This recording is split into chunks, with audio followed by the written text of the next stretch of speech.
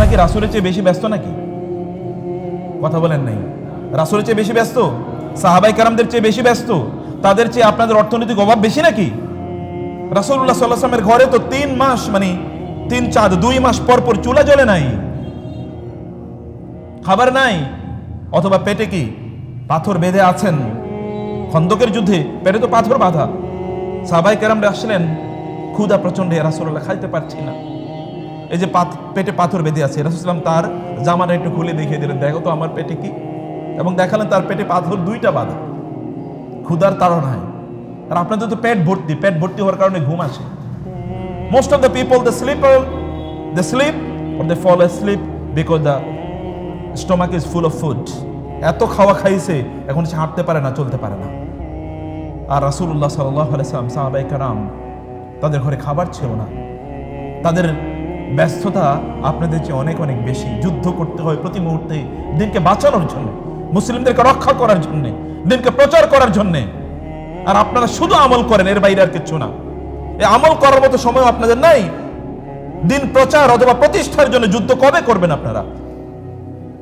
কবে যুদ্ধ করবেন? ওই যুদ্ধের যদি প্রশ্ন আপনাদের উপর আসতো, তাহলে কয়জন মানুষ যুদ্ধের ময়দানে যেতেন ইসলাম প্রচারের জন্য বলেন তো?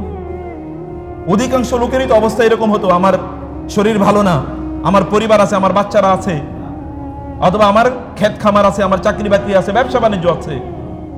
অধিকাংশ লোকের অবস্থা হতো এরকম। এই যে সহজ দিন আপনারা পেয়েছেন না, সহজই দিন আপনারা পেয়েছেন, এই জন্য আপনারা বুঝেন নাই। বুঝবেন যখন চক্ষুটা বন্ধ করবেন, তখন আফসোস করতে থাকবেন, কিন্তু ওই দিন আফসোসে কোনো কাজে লাগবে না, কোনো কাজ হবে না সেই দিন আফসোসে। যা করা আজকেই করে যান। সূরাতুল কাহাফ পাঠ করুন, জুমাবারে রাসূলুল্লাহ সাল্লাল্লাহু আলাইহি ওয়াসাল্লামের উপর বেশি বেশি দুরূদ পড়ুন। আল্লাহুম্মা সাল্লি আলা মুহাম্মাদ, আল্লাহুম্মা বারিক আলা মুহাম্মাদ, আল্লাহুম্মা সাল্লি আলা মুহাম্মাদ ওয়া আলা আলি মুহাম্মাদ কামা সাল্লাইতা আলা ইব্রাহিম, আল্লাহুম্মা বারিক আলা মুহাম্মাদ ওয়া আলা আলি মুহাম্মাদ কামা বারাকতা আলা ইব্রাহিম। একটু বেশি বেশি পড়ুন। কিছু কিছু লোক আছে, তাদের মুখে বোম মারলেও মুখ দিয়ে কোনো শব্দ বের হয় না। মুখটা একটা বন্ধ করেছে সুপার গ্লু দিয়ে, মুখ দিয়ে কোনো শব্দ বের হচ্ছে না। আর যত আজে বাজে কথা আছে, ওই আজে বাজে কথা যখন তাকে বলতে বলা হয়, তখন তার মুখ দিয়ে খই ফুটে। এরকম লোক আছে কিনা? Most of the people are of this kind. সাহাবায়ে কেরামরা তারা যদি মুখ খুলতেন, তখন তাদের মুখ থেকে তাসবিহ বের হতো। আর আমরা যদি মুখ খুলি, তাহলে মুখ থেকে কেবল দুর্গন্ধ বের হয়। আমাদের মুখ থেকে এমন শব্দ বের হয় যে শব্দের কারণে আল্লাহ অসন্তুষ্ট হন, রাসূল অসন্তুষ্ট হন, ফেরেশতারা বিব্রত হন, চারপাশের মানুষের সাথে আমাদের সম্পর্ক নষ্ট হয়। আমরা আমাদের মুখের কথার মাধ্যমে কখনোই ভালো কথা বলতে পারি না। কাউলুম মা'রুফুন ওয়া মাগফিরাতুন খায়রুম মিন সাদাকাতিন ইয়াতবাউহা আযা ইয়া আইয়ুহাল্লাযীনা আমানুত্তাকুল্লাহা ওয়া কুলু কাওলান সাদীদা ওয়া কুলু লিন-নাসি হুসনা আল কালিমাতুত তাইয়্যিবাতু সাদাকাতুন দারাবাল্লাহু মাসালান কালিমাতান তাইয়্যিবাতান কাশাজারাতিন তাইয়্যিবাতিন আসলুহা সাবিতুন ওয়া ফারউহা ফিস সামা তুতি উকুলাহা কুল্লা হিনিন বিইজনি রাব্বিহা। আল্লাহ তাআলা বারবার উত্তম কথার কথা বলেছেন। সুন্দর করে কথা বলো। সুন্দর কথা একটা গাছের মতো, যে গাছ আপনাকে ছায়া দেয়, ফল প্রদান করে, এবং এটার ডালগুলো হচ্ছে নিচে, ডালপালাগুলো নিচে, এবং এটার ফল এগুলো নিচে, আর এটার গোড়া মাথা যেটা তার যে শিকড় এগুলো হচ্ছে উপরে। পৃথিবীতে তো এরকম কোনো গাছ নাই, শিকড় উপরে আর তার কি ডালপালা অর্থাৎ ফলগুলো নিচে, এরকম না। সব গাছের শিকড় নিচে আর ডালপালা উপরে, কিন্তু আল্লাহ তাআলা বলছেন একটা উত্তম কথা এরকম, এটা ছায়ার মতো আপনাকে এরকম থাকে, ফলগুলো পাড়তে আপনার কোনো কষ্ট হয় না। সুন্দর কথা বলা, কয়জন মানুষ সুন্দর কথা বলে? পরিবারের সদস্যদের সাথে সুন্দর কথা বলে না, আত্মীয় স্বজনের সাথে সুন্দর কথা বলে না, বন্ধু বান্ধবদের সাথে সুন্দর কথা বলে না। আর ইয়াং পোলাপাইন তো এরকম হয়েছে, কারোর সাথে সুন্দর কথা বলে না, কেবলমাত্র তার ওই যেই নারীর সাথে অথবা যেই নরের সাথে, যে ছেলে বা মেয়ের সাথে হারাম রিলেশন তৈরি করেছে, কেবল তার সাথে ভালো কথা বলে, সুন্দর করে কথা বলে। এমনকি আমি বহুরে দেখেছি এরকম কিছু ইয়াং পোলাপাইন আছে, ওরা যে সকল নারীদের মেয়েদের সাথে সম্পর্ক তৈরি করছে, ওরা ওদেরকে জুতা পিটা করে, তারপরও তার সাথে হাসে।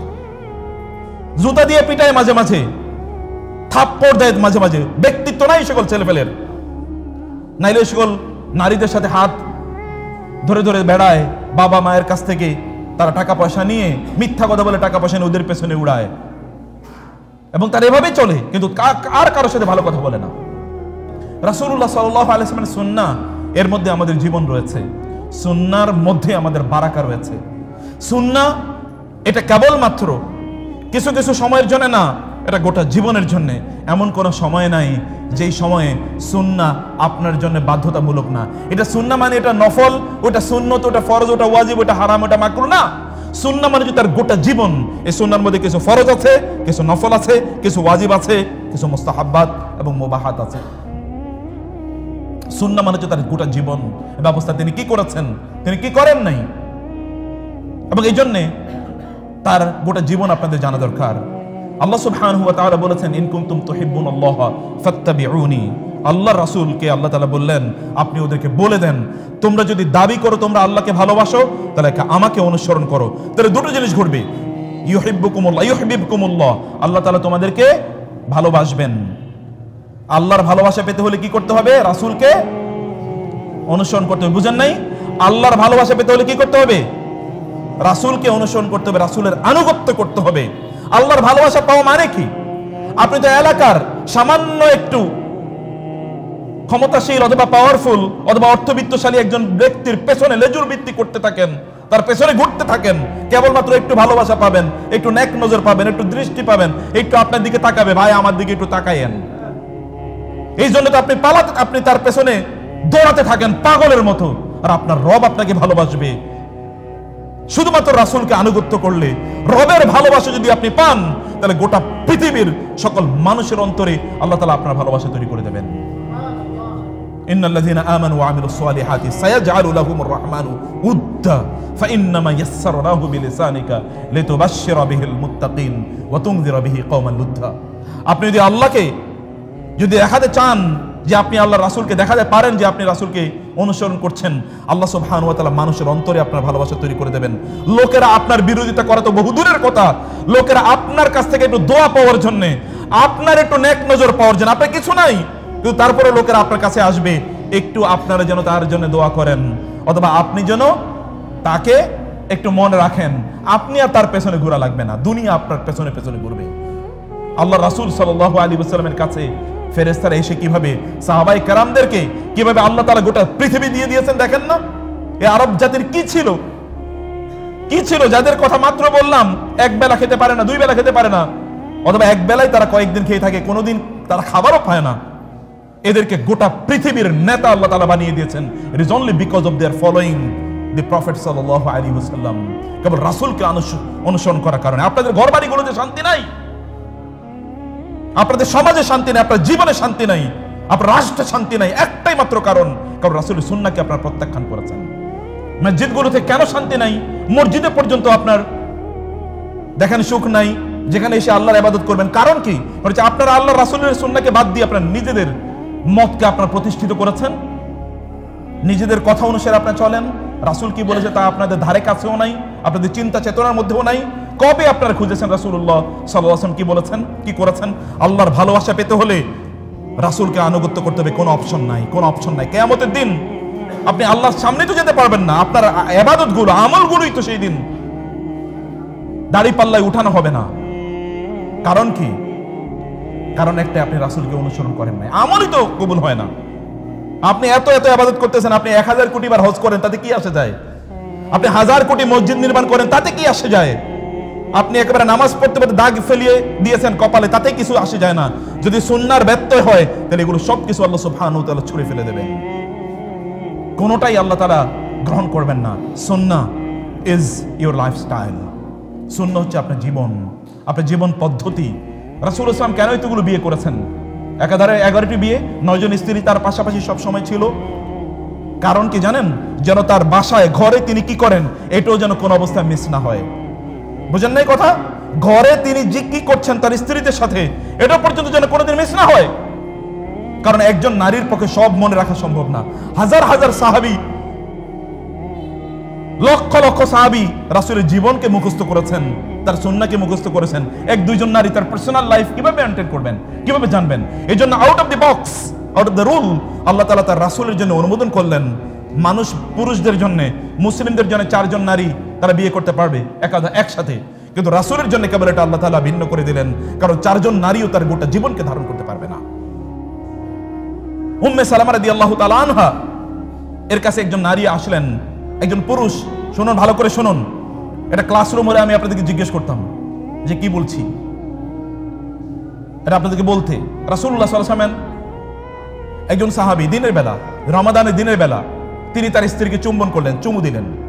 তিনি হঠাৎ করে ভয় পেয়ে গেলেন, দিনের বেলা স্ত্রীকে চুমু দিয়েছি, অন্যায় করে ফেললাম নাকি? তিনি রাসূলুল্লাহ সাল্লাল্লাহু আলাইহি ওয়াসাল্লামের স্ত্রীর কাছে পাঠালেন, একটু যাও রাসূলের স্ত্রীকে জিজ্ঞেস করে আসো, রাসূল কি তার স্ত্রীদেরকে দিনের বেলা, রমাদানের দিনের বেলা চুমু দেয় কিনা? তিনি আসলেন, উম্মে সালামাকে পেলেন এবং জিজ্ঞেস করলেন, রাসূল সাল্লাল্লাহু আলাইহি ওয়াসাল্লাম কি তার স্ত্রীদেরকে দিনের বেলা চুমু দেন? আমার স্বামী তো আমাকে চুমু দিয়ে ফেলেছে।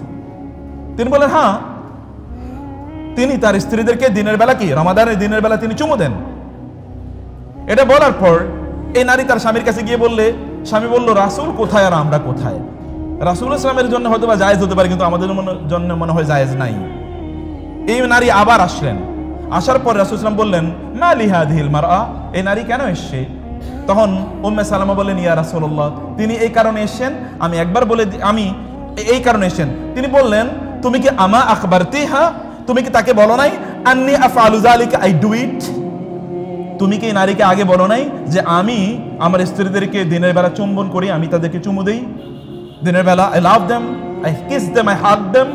এটা কি বলনি? বলে হ্যাঁ বলেছি। বলে হ্যাঁ বলেছি। রাসূল রাগান্বিত হয়ে গেলেন এবং বললেন, তাকে বলে দাও, ইন্নী আতকাকুম লিল্লাহি ওয়া আ'লামুকুম বিহুদুদিহি, ইন্নী আতকাকুম লিল্লাহি ওয়া আ'লামুকুম লিহুদুদিহি, বলে দাও আমি এদের চেয়ে আল্লাহকে অনেক অনেক বেশি ভয় পাই এবং আল্লাহ তাআলার শরীয়তের সীমারেখা কতটুকু এটি আমি তাদের চেয়ে অনেক অনেক বেশি জানি। আমি যখন এটা পড়েছিলাম আমি তখন কেঁদেছি। আল্লাহর রাসূল তিনি তার সুন্নাহ এর ভায়োলেশন তার সামনে তিনি সহ্য করেন না, তিনি রাগান্বিত হয়ে যান, বলেন যে খবর দেখে বলে দাও আমি আল্লাহকে বেশি চিনি, আল্লাহকে বেশি ভালোবাসি, আল্লাহকে বেশি ভয় করি, আমি জানি কোনটা আল্লাহর শরিয়া, আল্লাহর বিধান কোনটি, এটা আমি জানি, এটার আমি ভায়োলেশন করি না। ওরা আমি যা বলি তাই যেন তারা করে, এর বাইরে যেন তারা না যায়। রাসূলুল্লাহ সাল্লাল্লাহু আলাইহি ওয়াসাল্লাম এর আনুগত্যের মধ্যে আল্লাহর ভালোবাসা আছে। আল্লাহ যদি আপনাকে ভালোবাসা শুরু করে দেন তাহলে আপনার কোনো টেনশন নাই। আল্লাহ আপনাকে ভালোবাসেন, এই পৃথিবীর কোন একজন হোমরা সোমরা যদি আপনার পক্ষে থাকে তাইলেই তো কেউ আর আপনার বিরুদ্ধে যেতে পারে না ভয়ে। আর আল্লাহ যদি আপনার পক্ষে থাকেন তাহলে কি হতে পারে? গোটা পৃথিবী যদি আপনার ক্ষতি সাধন করতে চায় তাহলে কেউ আপনার ক্ষতি করতে পারবে না যদি আল্লাহ তাআলা আপনার পক্ষে থাকেন। 2 নম্বর হচ্ছে ওয়াগফির লাকুম যুনুবাকুম, Allah will forgive all of your sins, আল্লাহ আপনার সকল গুনাহ মাফ করে দেবেন। আপনার কি গুনাহ নাই? আপনাদের গুনাহ নাই? সব নিষ্পাপ মানুষ নাকি? গুনাহ মাফ করার, গুনাহ মাফ পাওয়ার সিস্টেম হলো রাসূলুল্লাহ এর সুন্নাহকে অনুসরণ করা। এটা গুনাহ মাফ পাওয়ার সিস্টেম। গুনাহ মাফ পেতে হলে এটা করতে হয়, আল্লাহ তাআলা বলছেন, অন্য কেউ বলেন নাই। সম্মানিত ভাইরা এবং বোনেরা, সুন্নাহ এটা আমাদের জন্য, আমাদের জীবনে এমন কোনো অংশ নাই যে অংশে আমরা সুন্নাহকে প্রতিপালন অথবা লালন পালন করতে হবে না। আমার জামা কাপড় কেমন হবে, আমি খাবো কিভাবে, আমি টয়লেটে যাবো কিভাবে, মসজিদে ঢুকবো কিভাবে, মসজিদ থেকে বের হবো কিভাবে, মসজিদে ঢুকে কি করব, মসজিদ থেকে বের হয়ে কি করব, ব্যবসা বাণিজ্য কিভাবে করব, চাকরি বাকরি কিভাবে করব, সন্তানদের সাথে কিভাবে কথা বলবো, পিতা মাতার সাথে কিভাবে কথা বলবো, স্ত্রী স্বামীর সাথে কিভাবে কথা বলবো, আত্মীয় স্বজনের সাথে আচরণ কেমন হবে, দায়িত্বশীলদের সাথে কেমন আচরণ হবে, আমি নাগরিক হিসেবে কি দায়িত্ব, অথবা আমি যদি রাষ্ট্র পরিচালনা করি তাহলে আমার দায়িত্ব কি, সবকিছু আল্লাহ রাসূল বলে গিয়েছেন, সবই তার সুন্নাহ, এর বাইরে কোনো কিছু নাই। এই কারণে এই সুন্নাহ আপনাকে লালন করতে হয়, এই সুন্নাহ আপনাকে পালন করতে হয়। সাহাবায়ে কেরাম রাদিয়াল্লাহু তাআলা আনহুম সুন্নাহ জানার জন্য তারা কি করতেন, আপনারা কি করছেন, আপনারা কি করছেন আর সাহাবায়ে কেরামরা কি করতেন? একবার শুনুন, জাবের ইবনে আব্দুল্লাহ রাদিয়াল্লাহু তাআলা আনহু রাসূলুল্লাহ সাল্লাল্লাহু আলাইহি ওয়াসাল্লামের সবচেয়ে প্রিয়তম সাহাবীদের মধ্যে একজন। জাবের ইবনে আব্দুল্লাহ রাদিয়াল্লাহু তাআলা আনহু তিনি শুনলেন একজন সাহাবী, তার নাম হচ্ছে আব্দুল্লাহ ইবনে উনাইস, তিনি থাকেন মিশরে। তিনি শুনলেন আব্দুল্লাহ ইবনে উনাইসের কাছে রাসূলের একটা হাদিস, একটা সুন্নাহ আছে। তিনি থাকতেন মদিনায়, জাবের ইবনে আব্দুল্লাহ রাসূলের সাথে সব সময় থাকতেন এবং রাসূল সাল্লাল্লাহু আলাইহি ওয়াসাল্লাম মাঝে মাঝে তার ঘরে যেতেন। তিনি প্রতিদিন রাসূলের জন্য কিছু খাবার তৈরি করে রাখতেন, যদি রাসূল তার বাসায় আসে তার জন্য খাবারটা দিতে পারেন। আপনাদের বাসায় রাসূলের কোনো খাবার আছে নাকি? রাসূলের জন্য কোনো খাবার তৈরি করে রাখেন? অধিকাংশ লোকের বাসায় তো রাসূলের কোনো হাদিসের বই নাই, তার কোনো জীবনী নাই, কেবলমাত্র অমকের নভেল, তমকের উপন্যাস। আর এখনকার মুসলমানদের বাসায় তাও নাই, একটা সিনেমার একটা বড় কি স্ক্রিন আছে, অর্থাৎ একটা টেলিভিশন, এটা দেখে দেখে তার সময়টা কাটায়। এটাই তার একমাত্র উপজীব্য, তার খাদ্য খাবার, এটাই কেবল খায়। জেনা ব্যভিচারে পূর্ণ এই জাতীয় নাটক, সিনেমা, সিরিয়াল এগুলো আমাদের খাবার হয়ে গেছে। এর বাইরে কোনো খাদ্য নাই। রুচির এতটা অধপতন হয়ে গেছে মুসলমানদের। জাবের ইবনে আব্দুল্লাহ রাদিয়াল্লাহু তাআলা তিনি শুনলেন রাসূলুল্লাহ সাল্লাল্লাহু আলাইহি ওয়াসাল্লামের একটা হাদিস আছে ওই সাহাবীর কাছে। সেই হাদিসটি হচ্ছে কিয়ামত সংক্রান্ত, আহওয়ালুল কিয়ামা ফিল কিসাস, কিসাসের ব্যাপারে। তিনি মক্কা থেকে, মদিনা থেকে সিরিয়াতে যেতে লাগে 15 দিন, আসতে যেতে 15 দিন, 1 মাসের রাস্তা। শুনুন ভালো করে, আপনারা তো এখন গাড়িতে যান, বাসে যান, প্লেনে যান। তৎকালীন মরুভূমি, সেই বিশাল মরুভূমি পার হয়ে, সাহারা মরুভূমি পার হয়ে তাকে সিরিয়া যেতে হবে। সেখানে তিনি কেবলমাত্র একটা হাদিস, একটা সুন্নাহ জানার জন্য তিনি সেখানে গেলেন এবং গিয়ে দরজা টোকা দিলেন। আব্দুল্লাহ ইবনে উনাইস দরজা খুললো, তার কাজের লোক বলো মান, বলো কুল্লাহু ইবনে জাবের, কুল্লাহু জাবের বিল বাব, তাকে গিয়ে বলো যে জাবের এসেছেন। দরজা খুল, মান জাবের, মন জাবের, কোন জাবের? ইবনে আব্দুল্লাহ, জাবের ইবনে আব্দুল্লাহ। বলে হ্যাঁ, জাবের ইবনে আব্দুল্লাহ। আব্দুল্লাহ ইবনে উনাইস রাদিয়াল্লাহু তাআলা আনহু তিনি যে অবস্থায় ছিলেন, বিছানা ছিলেন, তিনি তার জামাটা এরকম আমাদের মতো ইজার, লুঙ্গি বা এরকম কিছু, এটা টানতে টানতে আসতেছেন। আব্দুল্লাহ ইবনে জুবাইর এখানে এসে, জুবাইর ইবনে জাবের ইবনে আব্দুল্লাহ, জাবের ইবনে আব্দুল্লাহ এখানে এসে টাইটেনের জামা টানতে টানতে আসলেন এবং এসে জড়িয়ে ধরলেন। ফাতানাকতুহু ওয়া তানাকানি, তিনি আমাকে জড়িয়ে ধরলেন, আমি তাকে জড়িয়ে ধরলাম। জড়িয়ে ধরার পর প্রথম কথাটি বললাম যে আব্দুল্লাহ ইবনে উনাইস, আমি শুনেছি তোমার কাছে একটা হাদিস আছে, ওই হাদিসটি তুমি মারা যাওয়ার আগে অথবা আমি মারা যাওয়ার আগে যেন হাদিসটি যেন আমি তোমার কাছ থেকে শুনতে পারি, এই জন্য আমি 1 মাসের রাস্তা অতিক্রম করে এসেছি তোমার কাছে, যেন আমি লিআল্লা আমুতা আও তামুতা ক্বাবলা আন আসমাআহু মিনক, যেন তুমি মারা যাওয়ার আগে অথবা আমি মারা যাওয়ার আগে, যে কোনো একজন তো আগে মারা যেতে পারি, যেন আমি তোমার কাছ থেকে হাদিসটা শুনতে পারি। প্রথম কথাই একটু বসেন, খান, আচ্ছা আলাপ করেন, গল্প করেন, এত কষ্ট করে এসেছেন, একটু ফ্রেশ হন, তারপরে বলবেন no I have come only for this reason, আমি কেবল এই কারণে এসেছি, তুমি আমাকে হাদিসটা বলো আগে, আমি আগে সেটা শুনি, আমি আগে সুন্নাহটা জানি। তিনি বললেন, রাসূল সাল্লাল্লাহু আলাইহি ওয়াসাল্লাম বলেছেন ইউতা ইউহশারুন নাসু ইয়াউমাল কিয়ামাতি উরাতান গুরলান হুদ বুহমা, কিয়ামতের দিন মানুষকে আল্লাহ তাআলার সামনে উপস্থিত করা হবে হুফাতান গুরাতান, হুফাতান উরাতান গুরলান বুহমা। সেদিন পায়ে কোনো মানে স্যান্ডেল অথবা কোনো জুতা থাকবে না, গায়ে কোনো জামা থাকবে না, মাথায় কোনো টুপি থাকবে না, উলঙ্গ এবং বিবস্ত্র এরকম অবস্থায়, এবং বহুমা, কোনো সাথে কোনো কিছু নাই, নাথিং ইজ উইথ হিম, কোনো কিছু থাকবে না। শুনুন, এত সুন্দর জামা কাপড়, চেহারাটার এত প্রতিদিন কয়বার আয়নার সামনে দাঁড়ান দেখার জন্য, কত দামি দামি জামা কাপড় দিয়ে আপনার শোকেজ অথবা আলমারি ভর্তি করে রেখেছেন, কোনো কিছু, nothing will go with you, কিচ্ছু যাবে না আপনার সাথে, কিচ্ছু যাবে না। যেটা নিয়ে যাবেন এটা নাই আপনার সাথে, আর যেটা নিয়ে যাবেন না এটা নিয়ে আপনি ভর্তি করে রেখেছেন সব। হুফাতান হুফাতান উরাতান গুরলা বুহমা, 4টি শব্দ। বলে ওয়ামাল বুহমু, বুহম মানে কি? তিনি বলেন লা শাইআ মাআহু, তার সাথে কিছুই থাকবে না। আচ্ছা, তারপর রাসূল সাল্লাল্লাহু আলাইহি ওয়াসাল্লাম বললেন, তিনি আব্দুল্লাহ ইবনে উনাইস তিনি বললেন, রাসূল সাল্লাল্লাহু আলাইহি ওয়াসাল্লাম বলেছেন লা ইয়ামবাগি লি আহাদিন মিন আহলিন নারি আন ইয়াদখুলা, কোন একজন জাহান্নামী ব্যক্তি জাহান্নামে প্রবেশ করবে না যতক্ষণ না ওই জাহান্নামী ব্যক্তির কোনো পাওনা কোনো জান্নাতি ব্যক্তির কাছে আছে। হাত্তা আকুসাহু মিনহু, রাসূল সাল্লাল্লাহু আলাইহি ওয়াসাল্লাম বলছেন যে আল্লাহ তাআলা বলেন যতক্ষণ না আল্লাহ সুবহানাহু ওয়া তাআলা ওই ব্যক্তির কাছ থেকে এই জাহান্নামী ব্যক্তির হক আদায় না করবেন ততক্ষণ পর্যন্ত এই ব্যক্তি জাহান্নামে যাবে না। এমনকি কোনো ব্যক্তি জান্নাতে যাবে না যতক্ষণ না ওই জান্নাতে যে ব্যক্তি যাচ্ছে তার কাছে জাহান্নামী কোনো ব্যক্তির হক রয়ে গেছে।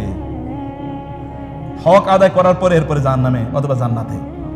এখন আপনার হক কার কার কাছে আছে? জমিন তো ঠেলতে ঠেলতে, মানুষের জমিন দখল করার জন্য ঠেলতে ঠেলতে ঠেলতে একেবারে শেষ।